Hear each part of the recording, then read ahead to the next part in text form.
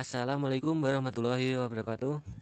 Perkenalkan, kami dari kelompok 1 yang beranggotakan saya, Eko Uliawinarno, Suci Nur Indraswari, dan Nur Hasbullah. Kami akan mempresentasikan materi tentang Toharoh 1 yang mencakup air, najis, istinja, wudhu, dan tayamum. Materi pertama saya serahkan kepada Mbak Suci. Waktu dipersilahkan. Baik, saya akan menjelaskan tentang air. Air yang dapat digunakan untuk bersuci secara sah atau benar dikategorikan ke dalam 7 macam, antara lain air hujan, air laut atau air asin, air sungai, air sumur, air sumber mata air es atau salju, dan air embun. Ketujuh air tersebut terbagi menjadi dua golongan, yaitu air yang turun dari langit dan air sumber yang keluar dari bumi. Air dapat dibagi menjadi 4 macam, yakni air mutlak. Air mutlak adalah air yang keberadaannya suci dan dapat dipakai untuk bersuci, serta dapat mensucikan dan tidak makruh untuk bersuci. Bisa untuk menghilangkan hadas dan najis. Contohnya, air hujan, air salju, air laut, dan air zam-zam. Kedua, air suci yang mensucikan. Jika digunakan untuk menyucikan badan, hukumnya bisa berubah menjadi makruh. Namun, jika untuk menyucikan pakaian, hukumnya tidak makruh. Air ini adalah air musyamas, yaitu air yang panas karena sinar matahari. Yang ketiga, air suci yang tidak bisa digunakan untuk bersuci, disebut air mustakmal, adalah air yang mengenai badan manusia karena telah digunakan untuk berwudu dan mandi. Apabila air tidak bertambah jumlahnya setelah digunakan, air itu tetap suci namun tidak bisa digunakan untuk bersuci. Yang terakhir, air najis atau mutanajis adalah air yang hukumnya najis dan jelas tidak bisa digunakan untuk bersuci. Air yang sedikit atau banyak yang terkena najis sehingga berubah warna dan baunya. Kalau air itu sedikit, maka menjadi najis, sebab bercampur dengan najis, baik berubah atau tidak. Baik, saya akan menjelaskan materi tentang pembagian najis dalam syariat Islam berdasarkan tingkat kesulitannya. Yang pertama, najis mukafafah atau najis ringan. Disebut ringan karena cara mencucikannya sangatlah ringan, yaitu tidak perlu najis itu sampai hilang. Cukup melakukan memercikan dengan air. Satu-satunya contoh najis ini ialah air kencing bayi laki-laki yang belum pernah makan apapun, kecuali ASI.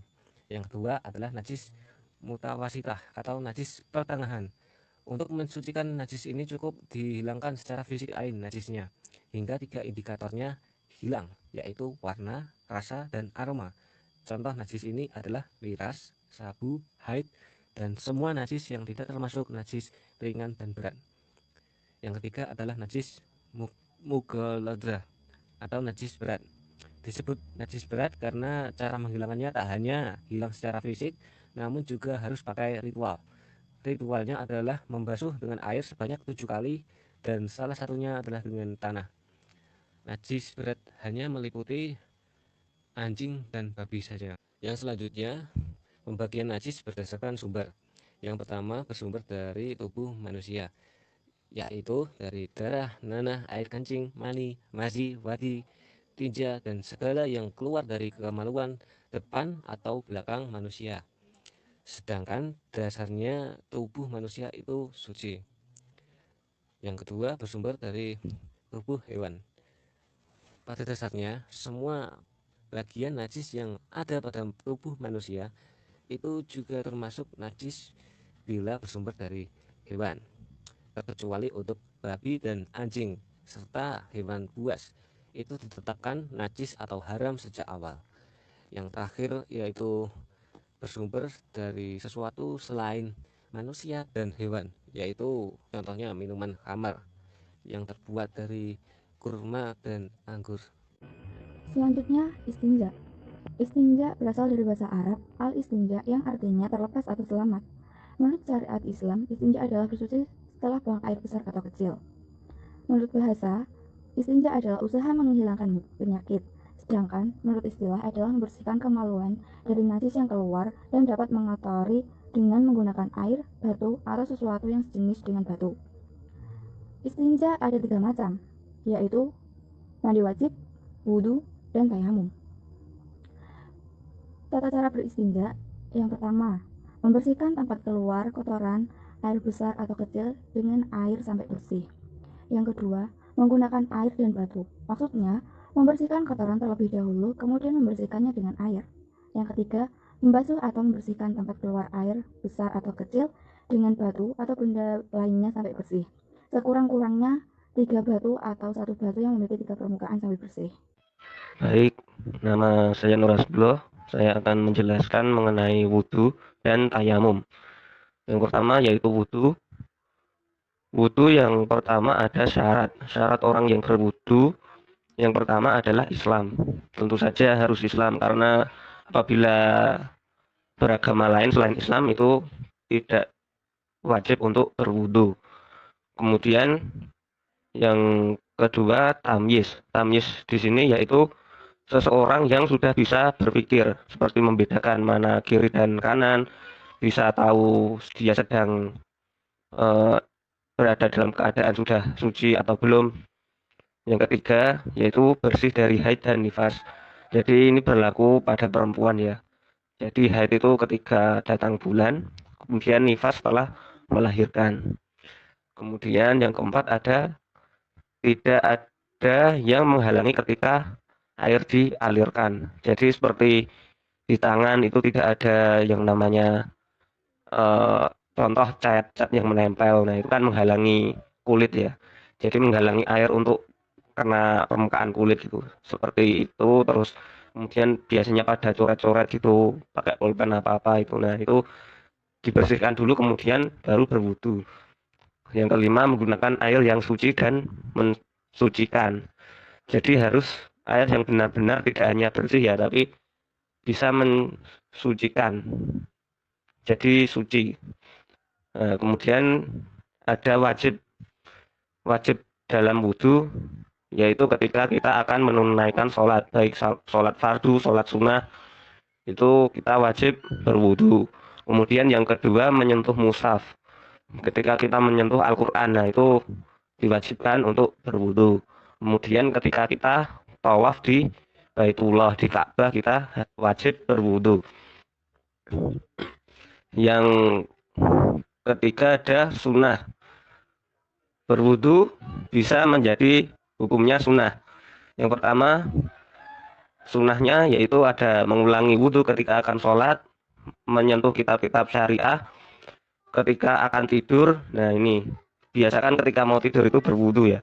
Kemudian sebelum mandi janabah, sebelum mandi junub, kemudian ketika marah kita dianjurkan untuk berwudhu ya, bukan biar fresh pikirannya. Kemudian ketika membaca Al-Quran, ketika azan dan iqomah, zikir, khutbah, dan ziarah ke makam Nabi Sallallahu Alaihi Wasallam. Kemudian materi selanjutnya yaitu hal yang membatalkan wudhu. Yang pertama ada sesuatu yang keluar dari jalan kencing dan buang air besar.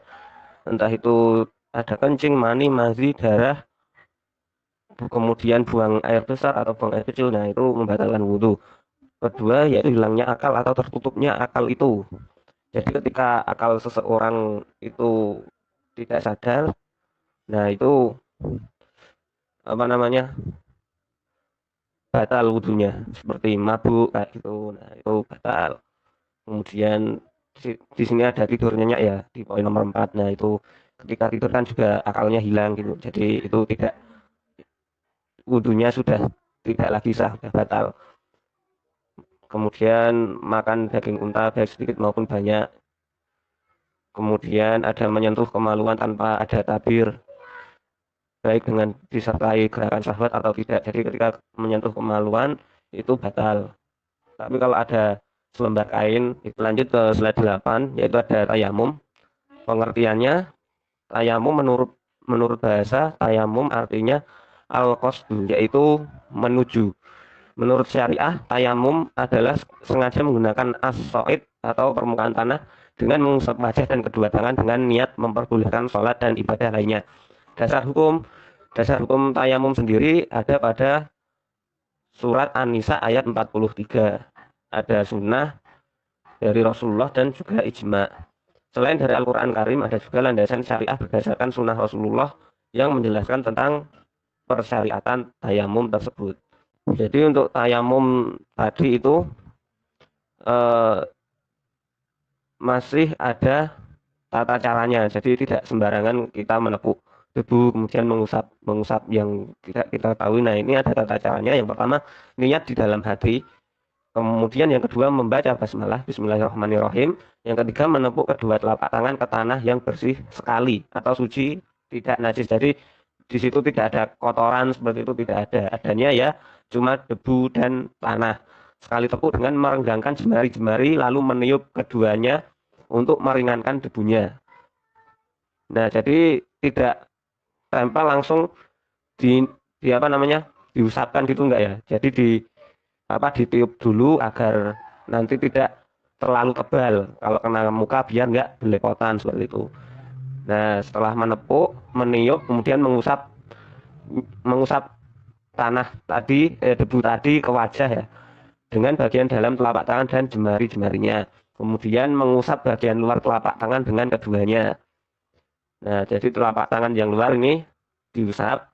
Kemudian yang keenam melakukannya cukup dengan satu tepukan saja. Jadi Sekian presentasi dari kelompok 1. Atas perhatiannya, terima kasih.